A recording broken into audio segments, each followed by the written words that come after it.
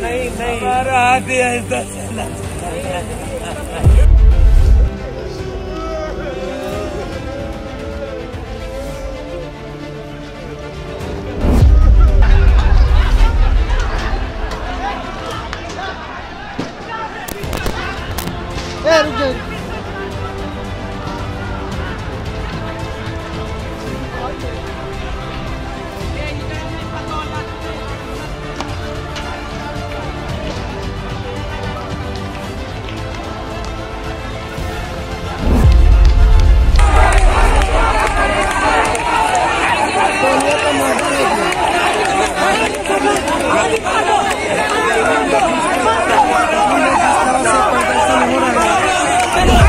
नाच गान कर करके और चिड़ैया पुल पर कोई छेड़खानी किया, उसको मर्डर करके फेंक दिया। पटना में 2 ट्रांसजेंडर की हत्या के बाद जो है मामला तूल पकड़ता हुआ दिख रहा है। जिस तरीके से बीते दिन कंकर बाग में जो समुदाय के लोग हैं वो और उनके बीच पुलिस के बीच झड़प हुई, उसके बाद तमाम बातें कही गई कि जिस तरीके से पुलिस के द्वारा ट्रांसजेंडर समुदाय के लोगों पर लाठियाँ बरसाई गई। इस वक्त मेरे साथ रेशमा प्रसाद हैं, इसी कम्युनिटी से आती हैं।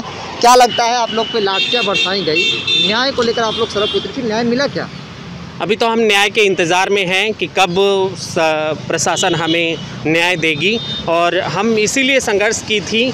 हमारा कोई ऐसा कंसर्न नहीं था, हम पीसफुल प्रोटेस्ट कर रही थी, लेकिन हमारे साथ जिस तरीके से नाइंसाफ़ी की गई और हमारे ऊपर खुद लाठीचार्ज हुआ है, जबकि मैं कभी भी गैर शांतिपूर्ण तरीके से कोई भी कार्य करने के लिए तैयार नहीं रहती हूँ, लेकिन तब भी जो एएसपी का रवैया था वो बहुत ही बुरा रवैया था। मेरी ज़िंदगी का ये एक पहला लेसन था कि मेरे ऊपर भी लाठीचार्ज हुआ है, जबकि हम जहाँ तक चाहती हैं कि कैसे सामाजिक रूप से हम मुख्यधारा में शामिल रहे और अपनी पहचान को लेकर के कैसे हमारा लाइफ में अच्छा हो सकता है और हमारा कम्युनिटी सुरक्षित रहेगी। लेकिन पुलिस का जो रवैया रहा, तो मुझे लगता है कि वो उनके लिए ट्रांसजेंडर समुदाय कहीं से भी स्वीकार्य नहीं है, तभी तो वो 30 सेकंड भी बात नहीं करते हैं और लाठी चार्ज करते हैं। क्या हुआ जब आप लोग प्रोटेस्ट कर रही थी अपनी मांगों को लेकर, बड़े अधिकारी आए, अचानक से लाठी चार्ज हो जाती है, वाकया क्या हुआ था उस वक्त? उस समय आप खुद वीडियो फुटेज देख सकते हैं।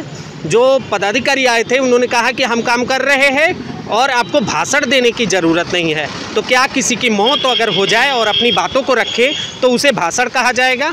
और अगर इस भाषण के शब्द का विरोध किया गया तो तुरंत 1 सेकंड भी नहीं लगा, उन्होंने कहा कि लाठी चार्ज करो और इसे इन लोगों को ये करो। जबकि मैं इन बातों को लेकर के नहीं, मैं बीच बचाव कर रही थी कि कैसे मामले को शांतिपूर्ण तरीके से हल किया जाए, लेकिन उनका रवैया था कि इसे किस तरीके से कुचला जाए और उनकी आवाज़ को ख़त्म कर दिया जाए। जबकि हमारा कोई ऐसा कंसर्न नहीं था, हम लगातार प्रयास कर रही थी कि कैसे हमें ग्रीवांस लेगी प्रशासन कि हमारे ट्रांसजेंडर समुदाय सुरक्षित होगा। कोई भी व्यक्ति हो और लगातार उसके घर में हत्याओं पर हत्याएं होंगे तो वो क्या विरोध करने के लिए भी वाजिब नहीं है उनका? और हम अगर विरोध की आवाज़ उठाती हैं तो हमारे साथ ऐसा किया जाता है, ये कदापि स्वीकार नहीं है।